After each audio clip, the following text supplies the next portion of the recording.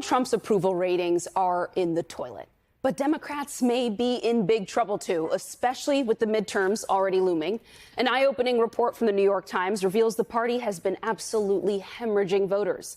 In fact, of the 30 states that track voter registration by political party, Democrats lost ground to Republicans in every one of them from 2020 to 2024. The Times reports that four-year swing toward the Republicans adds up to 4.5 million voters, a deep political hole that could take years for Democrats to climb themselves out from. Basil and Cameron are still here at the table with us. Cameron, I'm going to go to you first. What the heck are the Democrats doing wrong? I was actively encouraging a lot of other Zoomers to vote for Kamala Harris. And when I was talking to people, knocking doors, meeting with organizers, despite reading all of the campaign literature and following the social media and everything, I could not very clearly explain what I was telling people to vote for. I could tell them what I was telling people to vote against. But at this point, running elections on who we need to be voting to stop and running on maintaining some sort of status quo that isn't working for people, it is so unbelievable that anybody thinks that that could be effective. You look at the mayoral race in New York City. I talk about it a lot, but also I talk about young people, and Mamdani was able to get an insane amount of youth turnout, so we have to talk about it. Andrew Cuomo was running for mayor on I'm a familiar face and I'm not the scary Muslim socialist. Zohran, whether you love him or hate him, you can explain in 3 to 5 points what he was asking you to vote for. So you look at something like that and you say, okay, when somebody was casting their ballot for him, they had an idea of what was going to change because of the ballot that they cast. Whereas so many Democrats in the party right now, especially in the establishment, are just saying, look how awful this authoritarianism is. We ought to stop that. Meanwhile, they are failing to give us any reason to believe that they can meet that moment in the first place. We do not feel like an opposition party. So if you're running on being an opposition party and you have nothing to show for it for the past 2 years, I don't understand how they expect voters to respond to that. Yeah, I absolutely agree. I mean, you have to want something. And I always said, anger only gets you to 49%. You have to actually embrace your candidate to get to the 51%, which is what you're talking about with Mamdani. He created a movement around his candidacy. You know, one of the first things that my mentor told me when I got in this business 30 years ago was that every movement becomes an institution. And the movement that encouraged me to get into Democratic politics back in the Jesse Jackson era and Rainbow Push, I think a lot of younger voters view us as the institution now, and I understand that. I mean, I'm still think I'm a fairly young guy, but you are with that jacket on. That's definitely not very true. Not a lot of people put can a lot pull of that thought off. into I was this, going to say you. that's a lot of style. I went to Columbia, teaches at Columbia. People think that we were roommates. Right. But what ends up happening is that people like one of the things that I think has become an issue is that people like me need to know when to step aside, because there are a lot of voters that view the party as too old, too entrenched, immovable, and this is a massive problem. Can you hit up Chuck Schumer and Hakeem Jeffries and maybe a few? There are a lot more. There are a lot more names that need to be mentioned, but I would tell you it's a massive problem that I think the Democrats do need to correct very, very soon. I would also say one other quick thing. And I have said this before, presidential campaigns are about creating social political movements around your candidacy. Joe Biden wasn't really that. In many ways, he was to be a managerial president. I don't mean that in a pejorative. Or like a technocrat. Well, just someone to get us through a period. Placeholder. Right. Somebody to just get us over the hump of COVID. Yeah. And I think what needed to happen was some kind of movement candidacy to come after that. Yeah. And I don't think, even though I was really engaged and very happy about Kamala's candidacy, those 107 days were not enough. Yeah. Kevin, you're an experienced organizer among young voters, and you have led and worked on voter registration with the Parkland campaign. What I find most disturbing for Democrats here is that they are not attracting voters under 30 the way that the Democratic Party normally does and relies on those voters.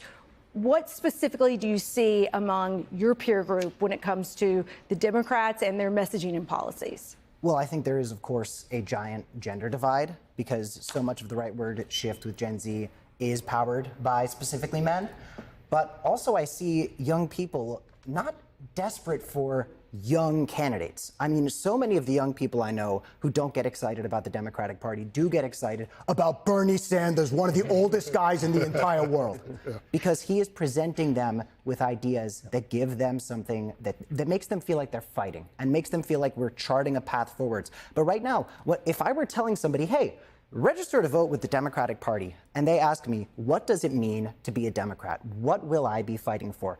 I don't really know, because the Democratic Party is too busy tying its own shoelaces together on a variety of issues, whether that is who to endorse within the party, whether that's progressives and moderates fighting each other instead of building bridges, or if it's something like Pete Buttigieg and Palestine. So recently, Pete Buttigieg, who is running a very early campaign for 2028 to be the president of the United States, he was asked about Palestine and gave an answer that I actually wrote down because it reminded me of molasses spilling out of somebody's mouth. He said, I think that's a profound question that arouses, which is a very good vocab word, by the way, a lot of the biggest problems that have happened with Israel's right to survival in the diplomatic scene. Say that it's bad.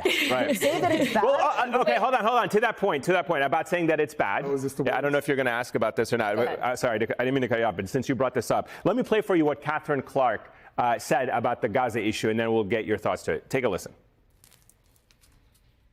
We each have to continue to have an open heart about how we do this, how we do it effectively, and how we take action in time to make a difference. Whether that is stopping the starvation and genocide and destruction of Gaza, or whether that means we are working together to stop the redistricting. All right, so that was House Minority Whip Catherine Clark, comes out, calls it a genocide, speaks clearly about what needs to happen to stop it. Then after the backlash that she said the word genocide, which Israeli human rights organizations have called, every major international human rights organization is saying is happening in Gaza, she said, whoa, I didn't mean to suggest that Israel's committing a genocide, and she walked it back. And so to your point about values and what you're fighting for and what you're saying, it is hard for young Democrats, certainly people in New York City, watching somebody like Zohran Mamdani speak with such moral clarity about the situation in Gaza, and then watch the Democratic leadership, whether it's Pete Buttigieg or Catherine Clark, doing what they're doing. Listen, I don't know how many times I've said this in my life, but I'm saying it in all caps right now. The Pod Save America bros were right. Okay, the 2028 nominee is going to be somebody who's not taking money from AIPAC. It's going to be somebody who is able to speak about this without tripping over themselves. And it's going to be someone whose values reflect that of the voters. People are done with this. And I don't want to act as though people in the United States of America are single-issue Palestine voters, because of course that is not the case, as we have seen in action.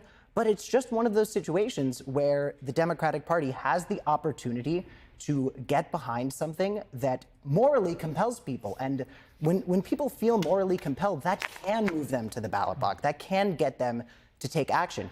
When you are providing them no opportunity to feel like they're part of something that is of any substantive value other than, oh, we might give you a couple $1,000s to buy a starter home, I don't know what I'm supposed to tell other young people other than, hey, you should be super woke like I am.